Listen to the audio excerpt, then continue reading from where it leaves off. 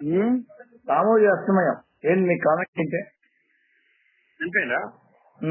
450కి ఈ రోజునే. నిన్న మధ్యాహ్నం నుంచి ఆయన తీవ్ర అస్వస్థత, వెంటిలేటర్ మీద ఉండడం. ఇది చంద్రబాబు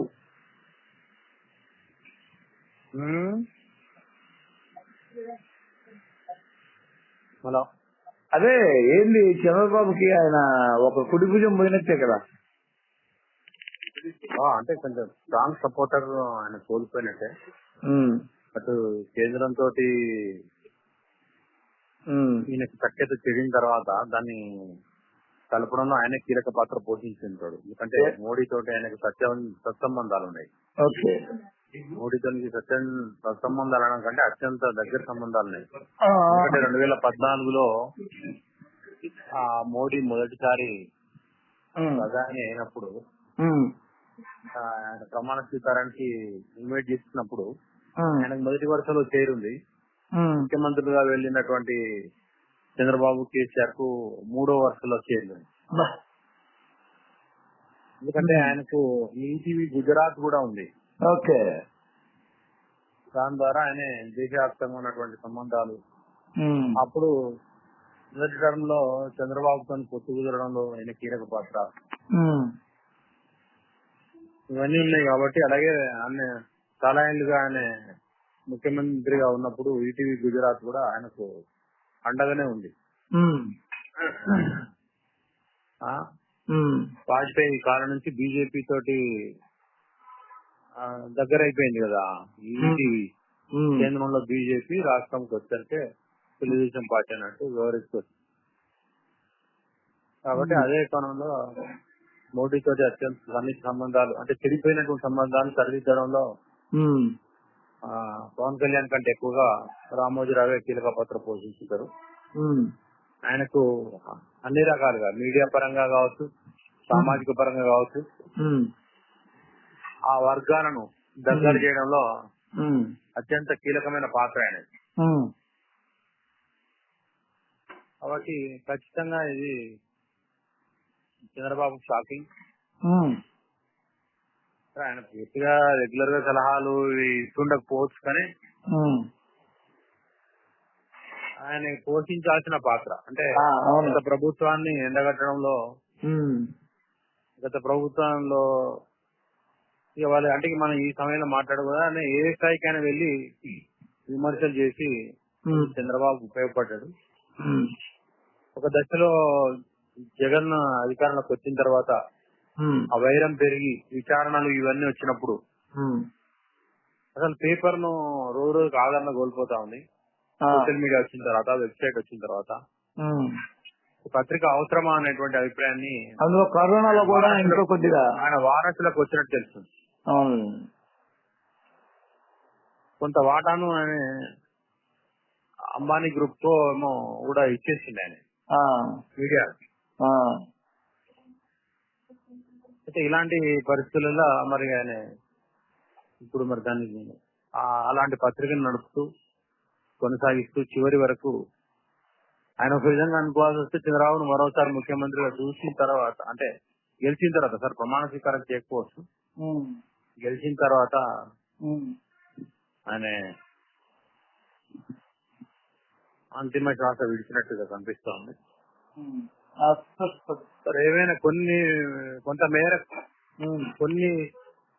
కొన్ని అవలక్షణాలు తీసుకొచ్చినప్పటికీ మీ ఈనాడు కొంత మేరకు ఒక సాఫ్ట్ కార్నర్ దాని నుండి ఈనాడు కొంత ఖచ్చితత్వం అనేటువంటి అభిప్రాయం ఉంది. కానీ వాళ్ళు కూడా కోల్పోయింది. కానీ అవి మన ఈ సమయంలో మనం మాట్లాడుకోవడం అవసరం. అదే అంటే చంద్రబాబుకు పూర్తిగా అత్యంత నమ్మకం, విశ్వాస పాత్రుడు. జగన్ వెళ్లి కలిసినా కూడా ఆయన జగన్ వెంట వెళ్ళలే. జగన్ చంద్రబాబును మనం రామోజీరావు కూడా వెళ్ళి కలిసింది, సహాయం కోసం ప్రయత్నం చేసింది. ప్రతిపక్ష నేత ఉన్నప్పుడు కలిసి వచ్చింది. ముఖ్యమంత్రి పల్నాడులోనూ మన ప్రతిపక్ష నేత కలిసి వస్తారు. కానీ ఆయన మాత్రం చంద్రబాబుకే అండగా ఉన్నాడు, ఎవరు వచ్చినా పోయినా. ఇది ఒక ప్యూర్లీ డెడ్లీ షాకింగ్ న్యూస్ ఆయనకి.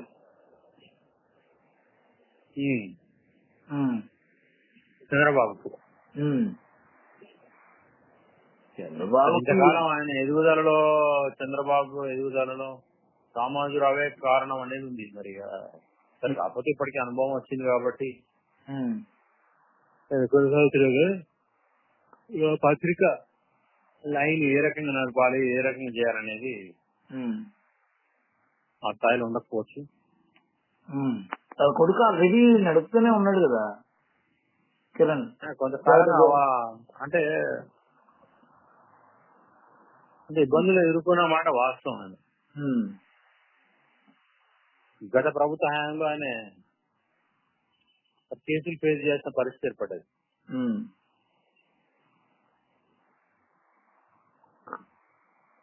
అవునవును, అప్పుడు బాగా కొద్దిగా బెడ్ మీదనే ఉన్నారు. ఆయన అప్పుడు బెడ్ మీదనే ఉండి తర్వాత ముఖ్యమంత్రి అయిన తర్వాత రేవంత్ రెడ్డి పోయి కలిస్తే కూర్చొని మాట్లాడిండు. అన్ని వీడియోలు వచ్చినాయి బయట. అంటే అక్కడే ఆయన అంటే ఆయనంతటా ఆయన దాన్ని విశ్రాంతి తీసుకున్నట్టు సింబాలిక్ గా ఇచ్చినట్టు అయింది. అదే బయటికి రావడం చాలా తక్కువ, బయటకు రావడం కూడా చాలా తక్కువ. వెంటనే జేపీ నడ్డా రావడం, ఆ జేపీ నడ్డాతో కూర్చొని మళ్ళీ ఇది ఇవ్వడం, రిలాక్స్ అవ్వడం, అది వేరే. అది కూడా వేరే. అంటే కొన్ని కొన్ని సందర్భోచితం కాదంటారు కాబట్టి మనం మాట్లాడుకుంటే మంచిదేమో అని అభిప్రాయం.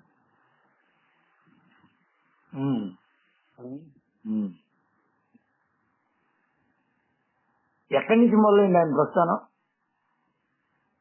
ఇప్పుడు చాలా చాలా మామూలు స్థాయి నుంచే మొదలైంది.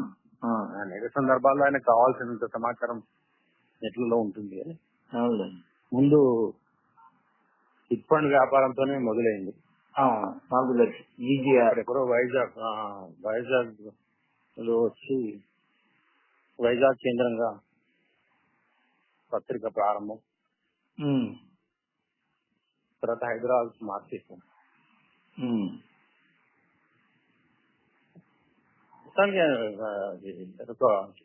అనేక వివాదాలు కూడా ఉన్నాయి. మార్గదర్శి చిట్ ఫండ్ వివాదము, కేసులు, ఆరోపణలు, ఈనాడు పత్రిక యాజమాన్యం వివాదం. సరే, అప్పుడు అందులో ఎవరు ముట్టుకోవచ్చు అని జగన్ వచ్చిన తర్వాత దాన్ని కట్ చేసే ప్రయత్నం చేసిండు. యాజమాన్య హక్కుల్ని అజయ్ రెడ్డి వారసులు. అవును,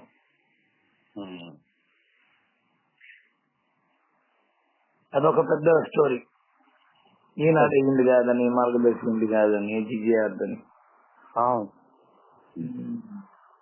మార్గదర్శి ఇంకా ఉండవలసిన కుమారే చెప్పాలి ఇవన్నీ.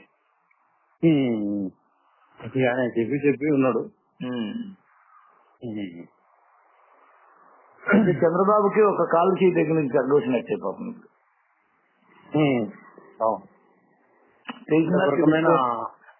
ఒక రకమైన డిఫెన్స్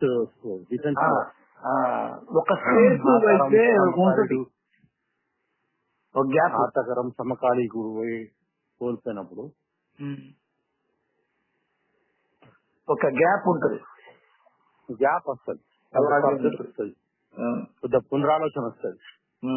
అంటే నిన్న మొన్న స్టేట్మెంట్ ఇచ్చింది, మారిన చంద్రబాబుని చూస్తారని. అవును అవును అన్నది. అది ఇచ్చిన కొత్త చంద్రబాబు ఆ స్టేట్మెంట్ ఇచ్చిన గంట రోజులోనే గన్నవరంలో గొడవలు జరిగాయి. మార్పు అంటే అదేనా? మార్పు అంటే అదేనా? అదేమంటే మా మీద కూడా దాడులు చేశారని చెప్తున్నారంట వాళ్ళు. అంటే వ్యతిరేకత వచ్చేసరికి మార్చుకుంటారు. 12వ తేదీ వరకు కొనసాగుతాయని చెప్పింది. 12కి ఆయన ప్రమాణ స్వీకారం చేసినట్టు కదా. ఇది వాళ్ళ ఇప్పుడు జగన్ పీరియడే అవుతుంది. అంటే స్పందన ముఖ్యమంత్రిగా జగనే ఉంటాడు కాబట్టి ఇది మా కోటాలోకి రాదు. కానీ మళ్ళీ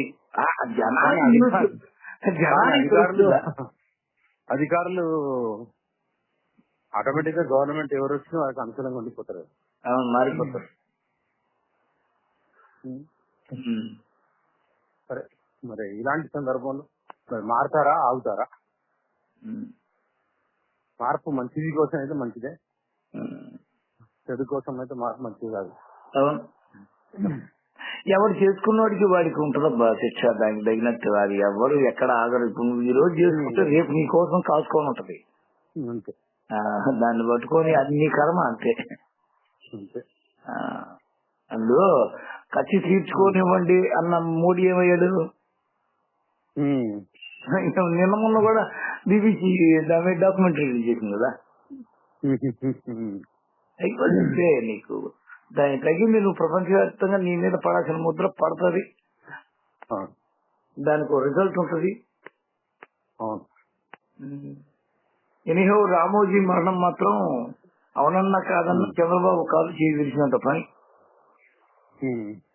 చాలా మంది ఉండొచ్చు, కవర్ చేయొచ్చు, తర్వాత రాధాకృష్ణ దానికి హెడ్ అవ్వచ్చు. ఆ రాధాకృష్ణ కూడా రాధాకృష్ణ దుందుడుకు స్వభావాన్ని చంద్రబాబు అన్ని సందర్భాల్లో పరిగణలోకి తీసుకోకపోవచ్చు. అన్ని సందర్భాలు చాలా సందర్భాల్లో ఎక్కువగా అంటే ఎక్కువగా రామోజీకి ప్రాధాన్యం ఇస్తారు. అవునవును, ఎందుకంటే కూల్ గా ఉంటుంది కాబట్టి. ఆపరేషన్ రాధాకృష్ణ ఇయ్యలేదని కూడా చాలా సార్లు ఆయన అక్కసు వెళ్ళగక్కిన సందర్భాలు కూడా ఉన్నాయి కదా. సుజనా చౌదరికి మొదటిసారి రాజ్యసభ ఇస్తున్నాను, ఓ ఫస్ట్ పేజీలలో పుంకాలు వ్యతిరేక వార్తలు రాసి ఈడీ కేసులు ఉన్న వ్యక్తులు అది ఇదని రాసి అక్రమాలకు పాల్పడ్డారు, బ్యాంకులు ముంచారు రాశారు. ఓ రకంగా చెప్పాలంటే రాధాకృష్ణ గురించి అంత, రామోజీ గురించి అంత డీప్ గా డార్క్ గా రాయగలిగేది ఒక్క రాధాకృష్ణ అని ఉండవల్లి అరుణ్ కుమార్ కూడా అనేవాడు. ఆయన మొన్న మధ్య షాక్ అయ్యాడు, ఏంటి వాళ్ళిద్దరు ఒకటే సామాజిక వర్గం కదా, ఎలా ఆయన రాస్తాడు మాకు అర్థమయ్యేది కాదు అనేవాడు. అంటే వ్యతిరేకంగా రాస్తాడు, వ్యతిరేకంగా రాస్తాడు. రాస్తాడంటే మరి ఇప్పుడు ఆయన సపోజ్ ఆయనతో విభజించినటువంటి కొద్దిమంది జర్నలిస్ట్ ఆయన సంస్థలో పనిచేసిన వాళ్ళు కూడా రాధాకృష్ణ వ్యతిరేకంగా రాస్తున్నారు. రాస్తే ఆయన్ని విమర్శిస్తున్నారు కదా.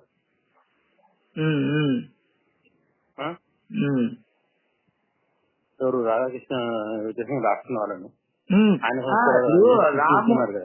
మరి రాధాకృష్ణ కూడా ఆంధ్రజ్యోతిలో పనిచేసింది, ఈనాడులో పనిచేసింది. మొదట ప్రారంభమే అక్కడ కదా. అవునా? ప్రారంభమే అక్కడ ఈనాడు. ఓకే, నాకున్న సమాచారం ఈనాడు హ్యాబిట్స్ కంట్రిబ్యూటర్ గా ప్రారంభమే. Habits gone singer contributor. ఎందుకని అంత కసిగా ఉండేవాడు? ఇంకా ప్రాధాన్యం ఇవ్వలేదు ఏమో అడిగినప్పుడు, మనవాడేంది మనకి లేదు అని కావచ్చు. టీడీపీ బీటీ ఇవ్వాలంటే రాధాకృష్ణ రామోజీరావు ఏం చేస్తాడు, ఈ పోస్టులలో అందరినీ చేసే చోట అడ్మినిస్ట్రేషన్ లా తన సామాజిక వర్గం వారిని ఉంచుకునేవాడు. కానీ నాలెడ్జ్ కూడా అవసరం కదా దానికి. అది రాధాకృష్ణుడు అలాంటప్పుడు బ్రాహ్మణ కమ్యూనిటీని ఫోకస్ గా పెట్టేవాళ్ళు. ఎవరు? రామోజీ కూడా. రామోజీరావు ఈయన అంతే కదా. ఇప్పటికీ ఈయన పేపర్ దిద్దేది కూడా బ్రాహ్మణే. గుర్తించింది ఆ టైంలో, దానివల్ల ఈయనకు రాకపోయేది. దాన్ని తోటి విభేదాలు వచ్చినాయని ఆయనతో పాటు పనిచేసిన సహచార మిత్రులు చెప్తున్నారు ప్రాబ్లం అన్నట్టు. అప్పుడు టీడీపీ బీటీ వాళ్ళని పట్టుబట్టినట్టు ఇవ్వలేదు అక్కడ. ఆ తర్వాత ఆంధ్రజ్యోతిలో చేరాడు టీడీపీ బీటీ రిపోర్టర్ గా. ఎక్కడ మూడు అయింది ప్రస్థానం? ఆ గడ్డికోట అంటారండి. అందుకే అక్కడి నుంచి రహస్యాలన్నీ చంద్రబాబు నన్ను గుర్తించలేదు కానీ అక్కసుకో నాకు ఇవ్వలేదు. అంటే ఈనాడు లేదా రామోజీరావు శైలి డిఫరెంట్ ఉంటది. మరి ఈయన స్పీడ్ కదా ఏదైనా. ఈయన వార్త పుట్టిస్తాడు. వాళ్ళు వాడతాను ఆయన పుట్టిన అవసరాలకు అనుగుణంగా కానీ మనకు అనుగుణంగా వక్రీకరిస్తారు కానీ ఈయనేమో కొత్త తయారు చేస్తాడు. లేకున్నా కూడా క్రియేటివ్ జర్నలిజం కొత్త ట్రెండ్.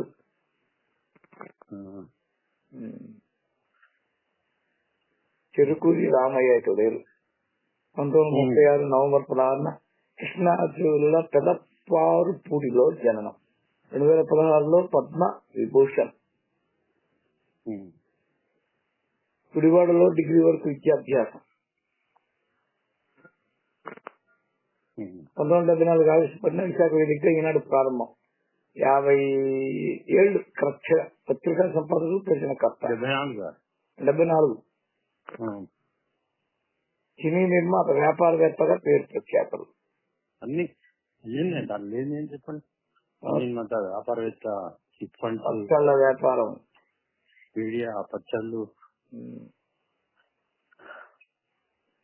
మధ్యన వేరే దాంట్లో కూడా తెలుసు నాకు. ఏంటది? మరి రిలయన్స్ పవర్ తోటి కలిసి ఒప్పందాలు చేసుకోవాలని. ఈ వయసులో ఇంకా అస్తమైన సమయంలో కూడా అంటే వాళ్ళ కుటుంబం బంధువే ఫార్మా కూడా. ఎవరు? ఎల్లా బయోటెక్స్. ఎల్లా కృష్ణ వాళ్ళు ఇలా మనవరాలను మనవలను ఇక్కడ ఇచ్చారు. ఓకే, ఏదో ఒక రాజయోగాన్ని ఏలేడు సంస్థ సామ్రాజ్యాన్ని. ఎవరు కళ్ళకన్నా లేని కీరవాణి ఒక మాట అన్నాడు కదా, ఒక్క రోజైనా రాముడికి బాగా బతకాలి అన్నాడు. అలాంటి యోగాన్ని అనుభవించాడు. అన్ని అతను పొందలేదు. పెద్ద పెద్ద